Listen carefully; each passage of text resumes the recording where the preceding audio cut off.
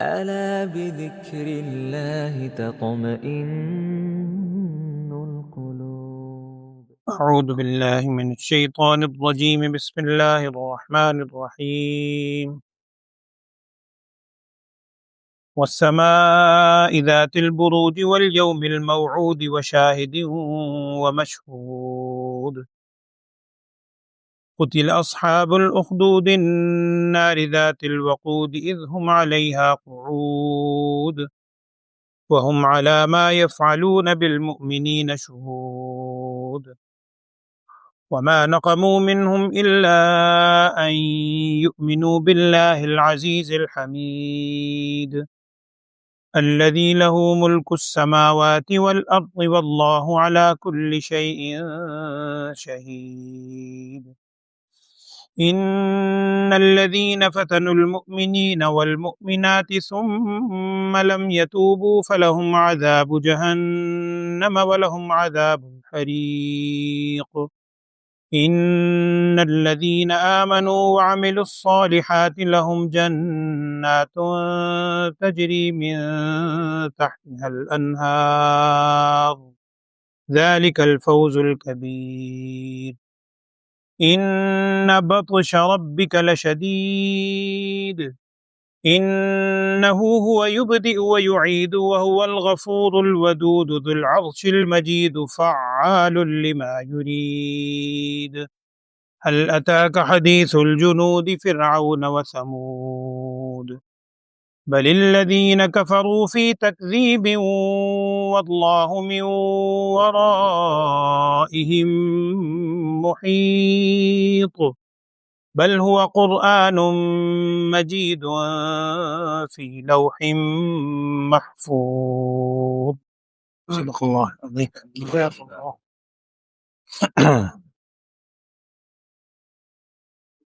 بسم اللہ الرحمن الرحیم.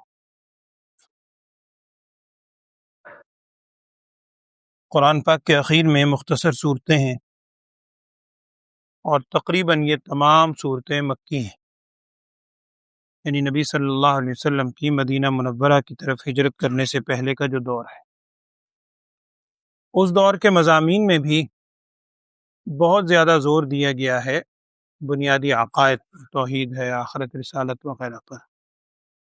اور پھر مکی دور کے اندر چونکہ مکہ مکرمہ میں بہت مشکل والا دور تھا، اسلامی ریاست کا باقاعدہ قیام نہیں ہوا، وہ مدینہ منورہ میں جا کے ہوا، اس وجہ سے مکی دور کے اندر اہل ایمان کو بار بار تسلی دی جاتی تھی اور سابقہ امتوں کے واقعات بیان کیے جاتے تھے.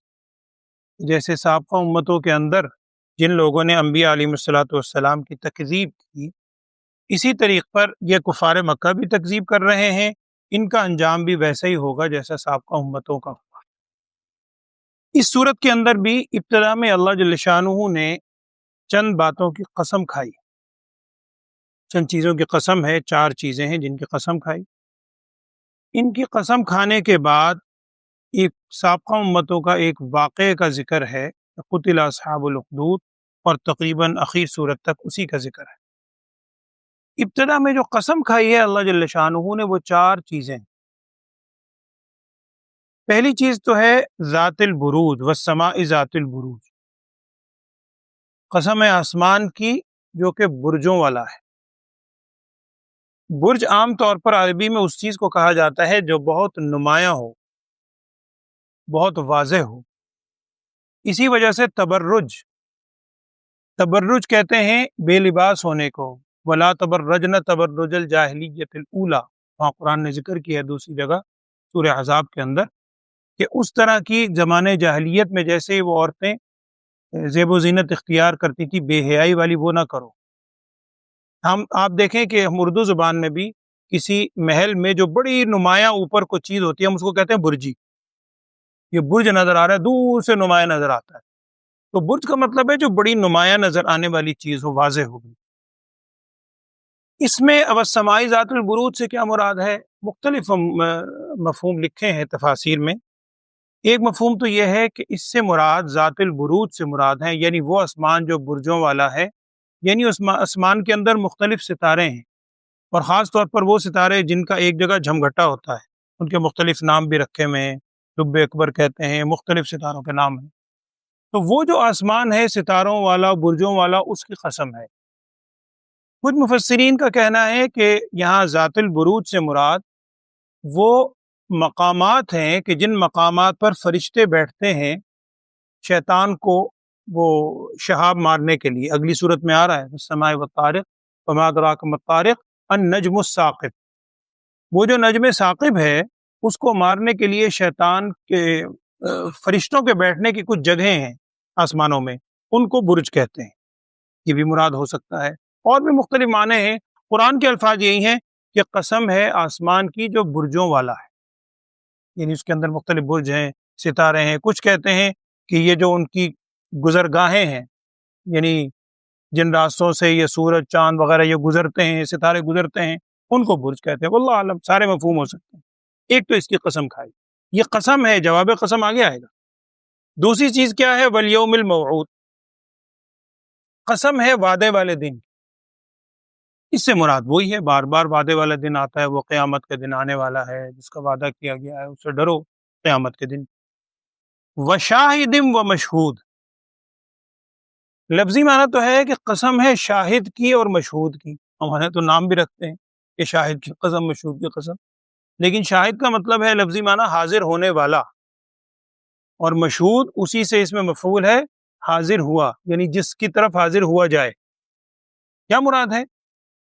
ایک حدیث کے اندر آپ صلی اللہ علیہ وسلم نے خود اس کی وضاحت فرمائی، جامع ترمذی کے اندر بھی وہ حدیث موجود ہے۔ اس کا مفہوم یہ ہے کہ شاہد سے مراد ہے جمعے کا دن، چونکہ پیچھے بھی والیوم الموعود ہے، قسم ہے اس دن کی جس کا وعدہ کیا گیا ہے۔ شاہد سے مراد ہے جمعے کا دن، اور مشہود سے مراد ہے عرفے کا دن۔ اب اس کو شاہد مشہود کیوں کہا گیا؟ اس لیے کہ جمعے کا دن خود بخود حاضر ہوتا ہے، آپ چاہیں یا نہ چاہیں پوری دنیا میں 6 دن کے بعد وہ 7واں دن جمعے کا آنا ہی آنا ہے، اس نے خود سے حاضر ہونا ہے۔ لیکن عرفے کے دن میں مقام عرفہ، اس کے لیے حاجی وہاں جاتا ہے، اس عرفے کے دن میں وہاں میدان عرفات میں حاضر ہوا جاتا ہے، وہ خود نہیں آتا۔ وہ دنیا میں ہر جگہ یوم عرفہ 9 ذی الحجہ تو آئے گا، لیکن یوم عرفہ جس کا حج میں حکم ہے، بلکہ آپ جانتے ہیں حاجی اگر یوم عرفہ میں نہ جائے، مکہ میں ہی بیٹھا رہے، اس کا حج ہو گئی۔ تو اس دن کے لیے وہاں حاضر ہونا پڑتا ہے۔ تو شاہد اور مشہود سے مراد جمعے کا دن اور عرفے کا دن۔ ان تمام چیزوں کی قسم کھانے کے بعد، قسم ہے آسمان کی جو کہ برجوں والا ہے، قسم ہے اس دن کی جس کا وعدہ کیا گیا ہے قیامت کا دن، اور قسم ہے شاہد کی یعنی جمعے کے دن کی اور عرفے کے دن کی۔ ان تمام چیزوں کے بعد کیا بات ذکر کی جا رہی ہے؟ قتل اصحاب الاخدود، ہلاک ہو گئے، مارے گئے اصحاب الاخدود۔ کون؟ خندقوں والے، کھائیوں والے۔ خود جو چیز بہت گہری ہے، خندق بھی مراد ہے کہ وہ خندقوں والے مارے گئے۔ اب خندقوں والے مارے گئے، اس خندقوں والے سے کون مراد ہیں؟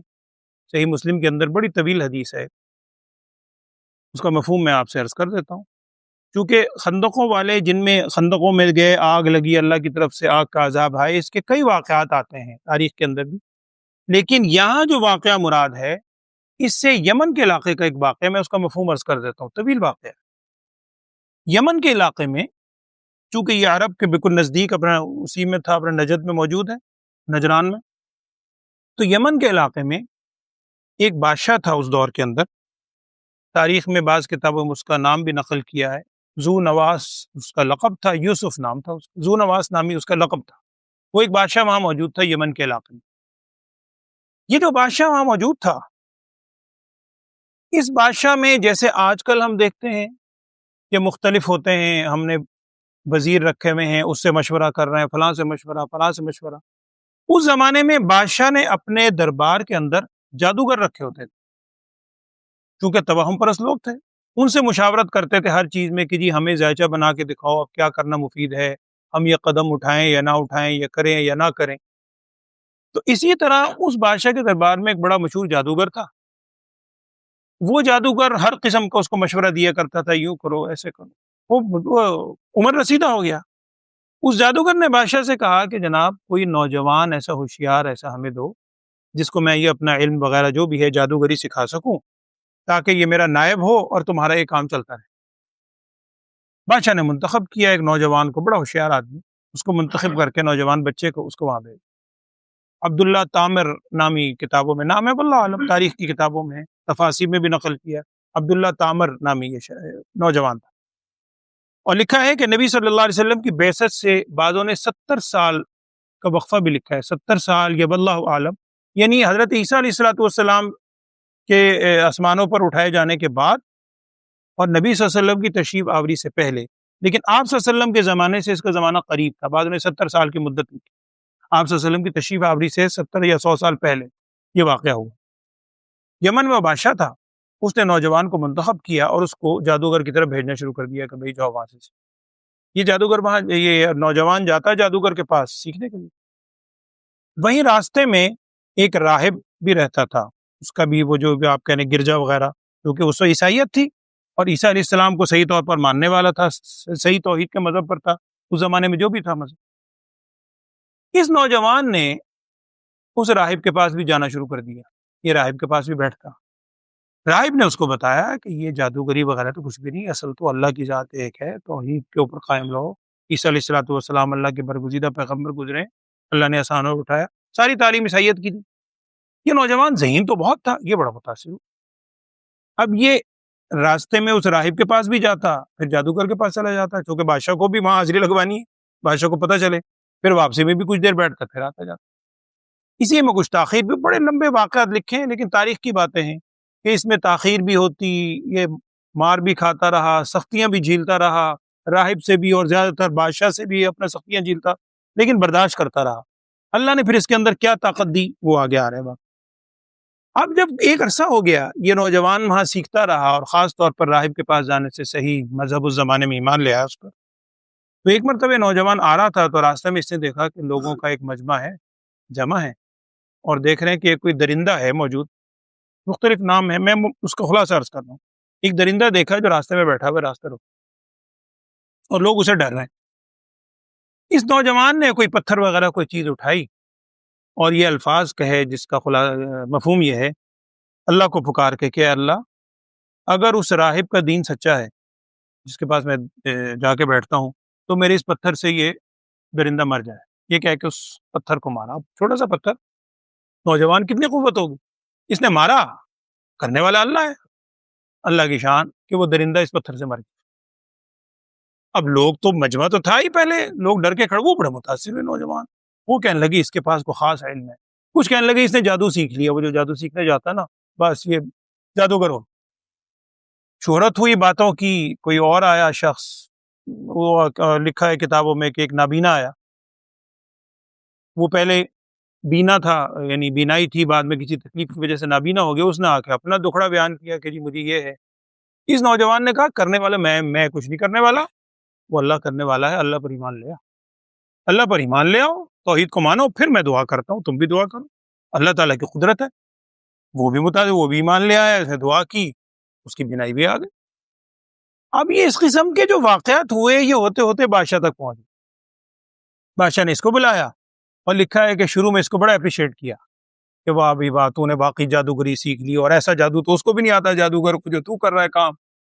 اس نوجوان نے سچی بات کی، اس نے کہا جادو وادو کوئی نہیں ہے، بات یہ ہے کہ میں تو اس کو پکارتا ہوں جو رب ہے، رب العالمین، اس کے نام سے دعا کرتا ہوں۔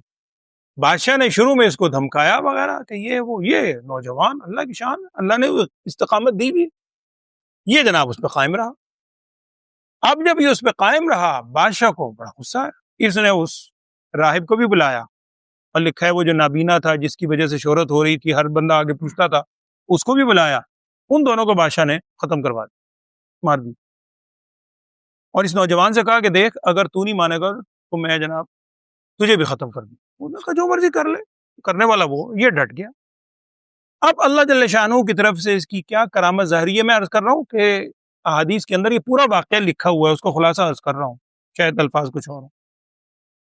اس کی کرامت یہ ظاہر ہوئی کہ بادشاہ نے اپنے جو بھی تھے، یعنی سپاہی وغیرہ کہہ لیں، فوجی، ان سے کہا کہ بھئی اس نوجوان کو نا سخت سزا دینی چاہیے۔ انہوں نے کہا پہاڑ پہ لے جاؤ، پہاڑ کی چوٹی سے اس کو لڑکاتے ہوئے گراؤ اور مار۔ اب خیر وہ چند فورس پوری اس کے لے کے اوپر چلے گی، اب اللہ کی شان ہے، اللہ کی مدد ہے۔ اللہ کی مدد کیا آئی کہ وہ سب گر کے مر گئے، یہ نوجوان زندہ، دعا کی اس نے، یہ زندہ اتر کے واپس آ گیا۔ بادشاہ بڑے حیران کہ یہ کیا جادو، نعوذ باللہ۔ اگلا بادشاہ نے فیصلہ کیا کہ اچھا ایسا کرو، اس کو سمندر میں لے جاؤ اور دریا میں جا کر نا بھی دریا کے اس کو ڈبو دو، کشتی میں بیٹھ کے لے جاؤ۔ اس کو بٹھا کے لے گئے، وہاں پہنچے، اللہ کی شان ہے، وہ سارے الٹ گئی کشتی، یہ بچ گیا، باقی سارے ڈوب گئے۔ اللہ جس کو بچانا چاہے۔ اب یہ صحیح سلامت پھر واپس آ گیا۔ اب جب باہر آیا نا، بادشاہ کو بڑا غصہ، پریشان۔ یہ میں قصہ کہانی نہیں سنا رہا، یہ صحیح واقعہ آتا ہے کتابوں میں لکھا۔ اس نوجوان نے آخری بات جو کہی، اس نے کہا ہے بادشاہ سلامت۔ اب یہ اس کی بہت بڑی قربانی۔ اس نے کہا بادشاہ سلامت، اگر تو مجھے مارنا چاہتا ہے نا تو میں ایسے نہیں مروں گا۔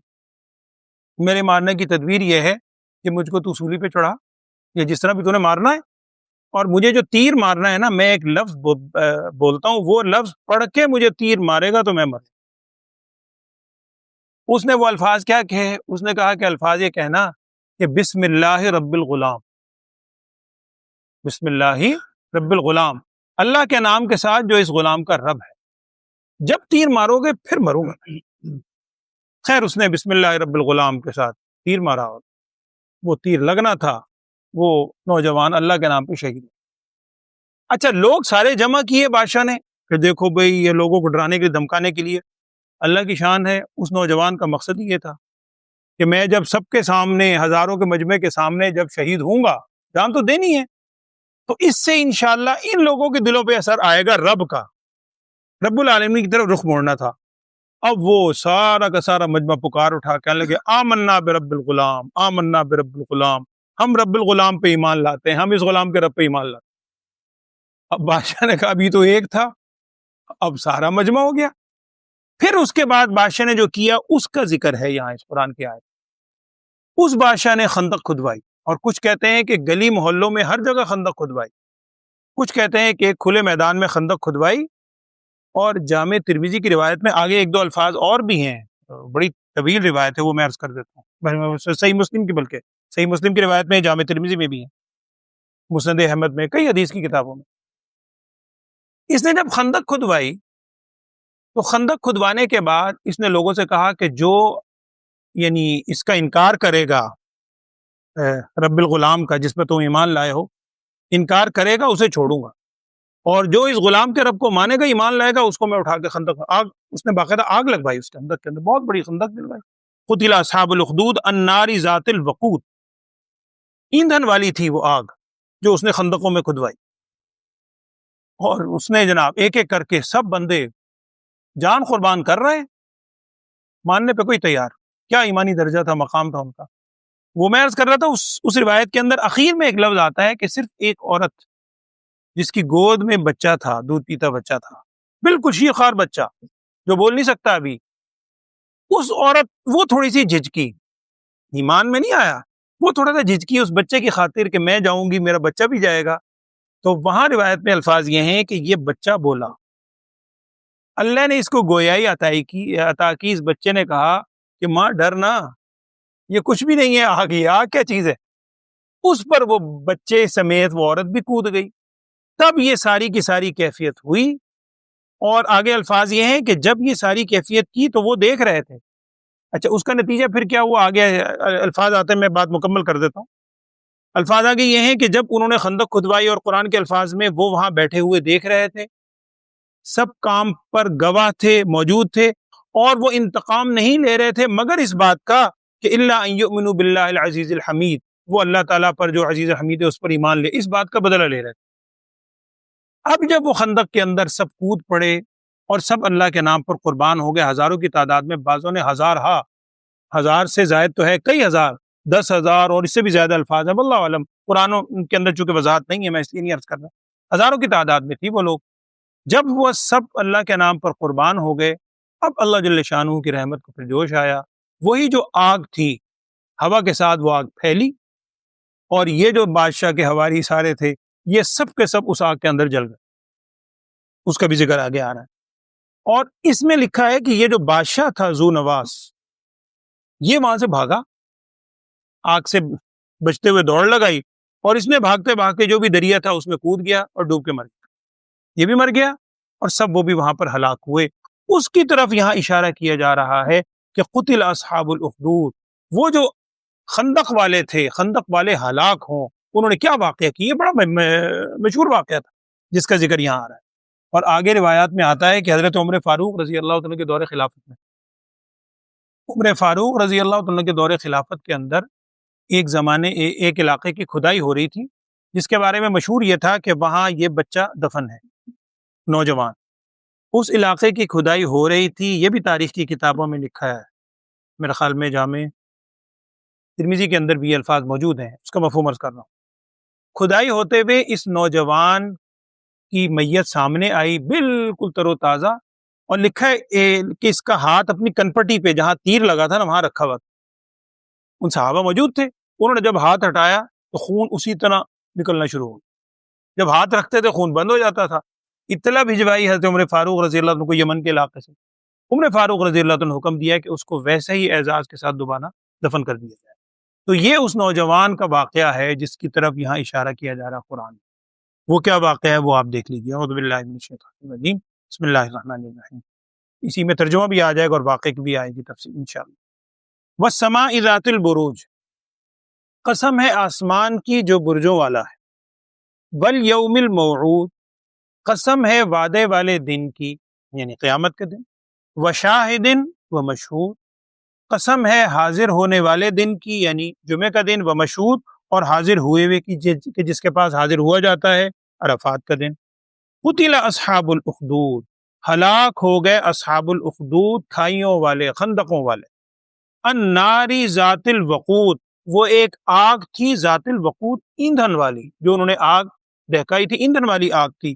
اذ ہم علیہا قعود، جب وہ اس آگ کے کنارے پر بیٹھے ہوئے تھے۔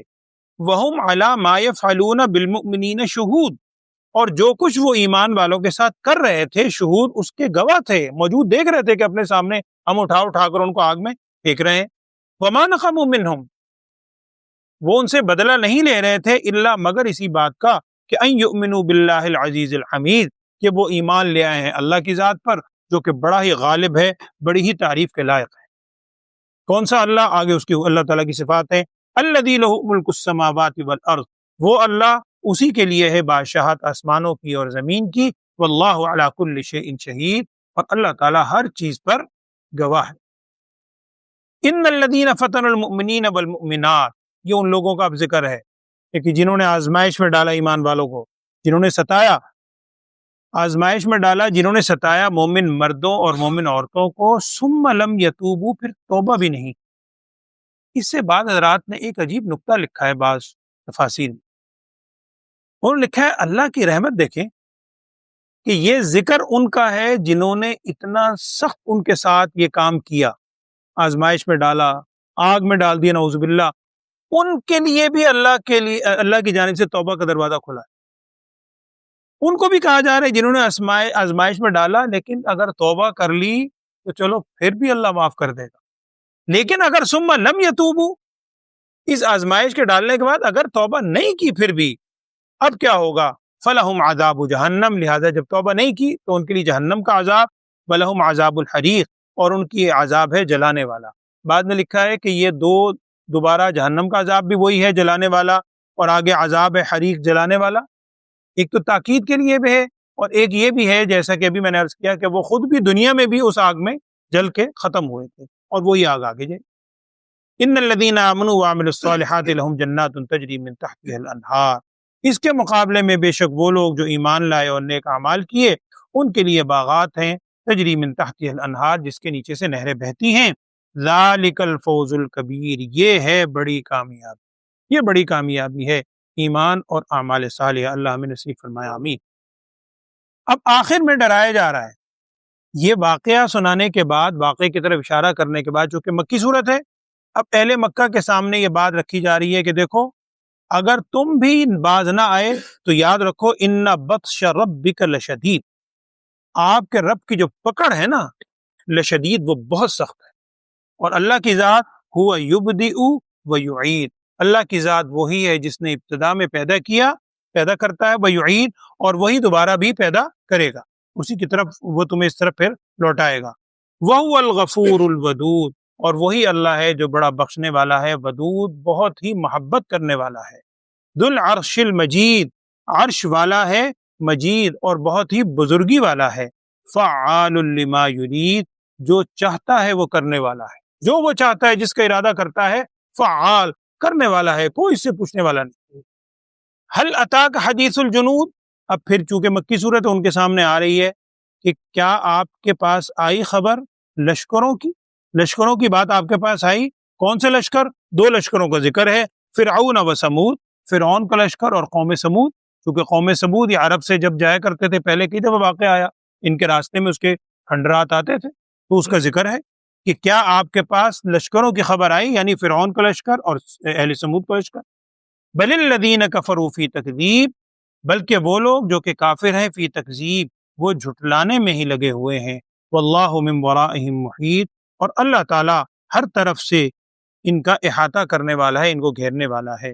بل ہوا قرآن مجید، بلکہ وہ ایک قرآن ہے انتہائی بزرگ، ایک بہت ہی باعزت قرآن ہے، فی لوح محفوظ، ایسی تختیوں میں ہے جو کہ بہت ہی محفوظ ہیں۔ اسی سے وہ لوح محفوظ ہے کہ لوح محفوظ میں سارا قرآن شروع میں لکھا ہوا موجود تھا، وہیں سے پھر منتقل ہوا آسمان دنیا پہ، اور وہاں سے نبی صلی اللہ علیہ وسلم کی ذات مقدسہ۔